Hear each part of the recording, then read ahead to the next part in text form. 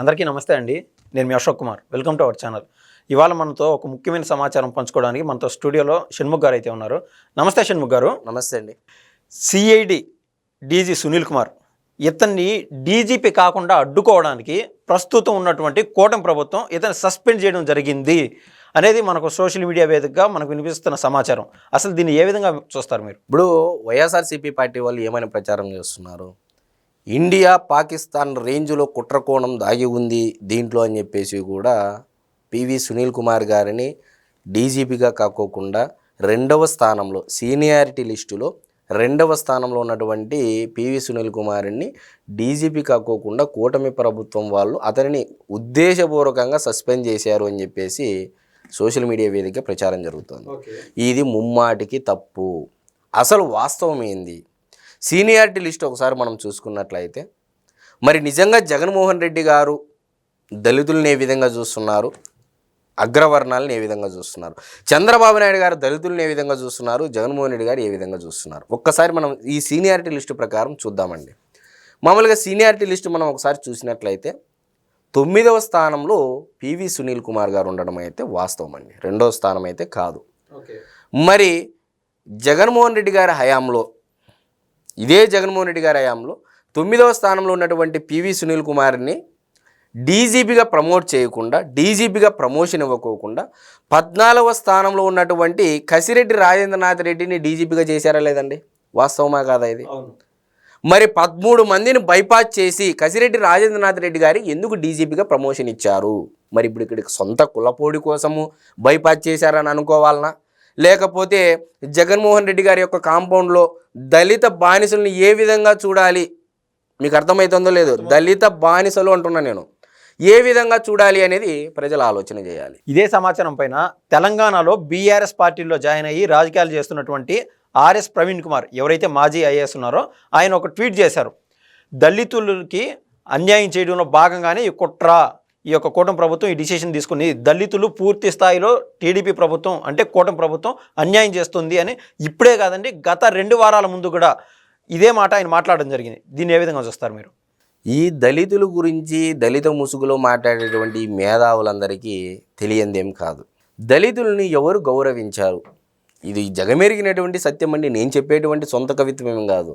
Lok Sabha speaker స్థానంలో కూర్చోబెట్టినటువంటి వ్యక్తి ఎవరండి? చంద్రబాబు నాయుడు గారు, బాలయోగి గారిని. మరి ఇక్కడ కూడా హోమ్ మినిస్టర్ ఎవరండి? వంగల్పూడి అనిత గారు. మరి గతంలో కూడా స్పీకర్ స్థానంలో ఆంధ్రప్రదేశ్ స్థానంలో కూర్చోబెట్టినది ఎవరండి? చంద్రబాబు నాయుడు గారు. అంటే వీళ్ళు మాట్లాడేది ఏ విధంగా ఉందంటే నిజంగా దళితులను తాకట్టు పెట్టి దళితుల యొక్క జీవితాలను, వారి యొక్క జీవితాలను, వాళ్ళ ఆ జీవితం యొక్క ఏదైతే వ్యవధి ఉందో ఆ వ్యవధిని పనంగా అంటే తాకట్టు పెట్టేసి ఎవరి దగ్గర అనేది ప్రజలందరికీ తెలుసు. తాకట్టు పెట్టేసి మీరు బతుకుతున్నారనేది నేను అంటా ఉన్నా. నిజంగా మీరు దళితులకు మేలు చేయాలంటే మీరు ఆర్గనైజేషన్ పెట్టారు. ఆర్ఎస్ ప్రవీణ్ కుమార్ గారు మా జిల్లాకు కూడా అప్పట్లో కలెక్టర్గా అంటే ఎస్పీగా చేయడం జరిగింది. మరి ఇప్పుడు పరిటాల రవీంద్ర గారి హత్య జరగకముందు ఆయన మా జిల్లాకి ఎస్పీ. అవునండి, ఎస్పీ ఆ టైంలో.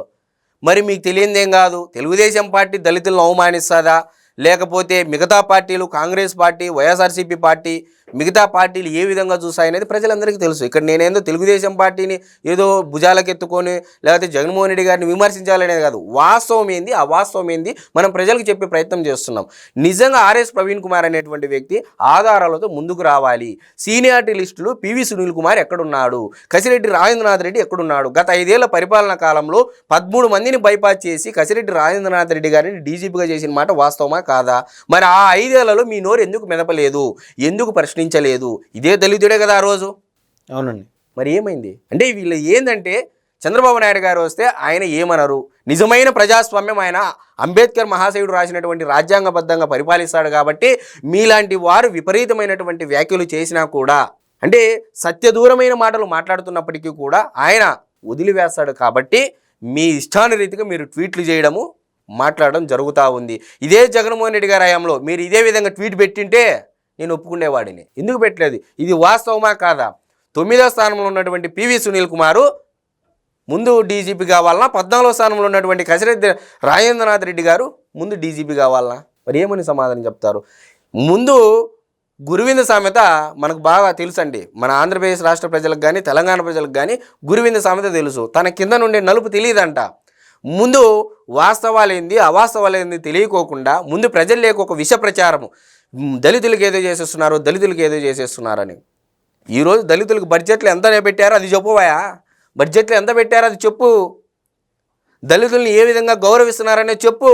దళితులు మీ వెంట లేరు కాబట్టే దళితులను మీరు ఓన్ చేసుకోవడానికి ఏ విధంగా చేస్తే దళితుల మధ్య చిచ్చు పెట్టే ప్రయత్నం మాదిరిగా మీరు చేస్తున్నారు.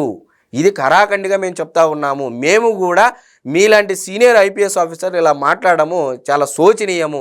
విచక్షణారహితంగా సత్యదూరమైనటువంటి మాటలు మాట్లాడడం వల్ల మీకు వచ్చినటువంటి లాభం ఏంది? ప్రవీణ్ కుమార్ గారు ఏ పార్టీలో అయితే జాయిన్ అయినారో ఆ పార్టీ అధినేత కేసీఆర్ గారు దళితుల్ని సీఎం చేస్తాను అని చెప్పినారు. అందులో భాగంగా దళితులకి 3 ఎకరాలు ఇస్తానని కూడా చెప్పినాడు. దీనిపైన ప్రవీణ్ కుమార్ ఏ రోజు మాట్లాడిన దాఖలాలు లేవు. పైగా ఆ పార్టీలో జాయిన్ అయ్యింది. ఎగ్జాక్ట్గా అండి, మీరు అడిగిన ప్రశ్న మంచిదే. ఇప్పుడు వాస్తవం మాట్లాడుకోవాలి. ఇప్పుడు ఆయన బీఆర్ఎస్ పార్టీలో ఉంటున్నాడుగా. మరి బీఆర్ఎస్ పార్టీలో ఉన్నప్పుడు కేసీఆర్ గారు 2014 నుంచి 2019 వరకు అయితే ఆయన సీఎంగా ఉన్నారు కదా. మరి రెండోసారి కూడా ముఖ్యమంత్రి అయ్యారు కదా. మరి మొదటిసారి అంటే నేను ముఖ్యమంత్రి అనుభవించాలని చెప్పేసి అనుభవించారు. రెండోసారి మరి దళితులకు ఎందుకు ఇవ్వలేదని ఏనాడు ఆయన ప్రశ్నించాడు ఆయన?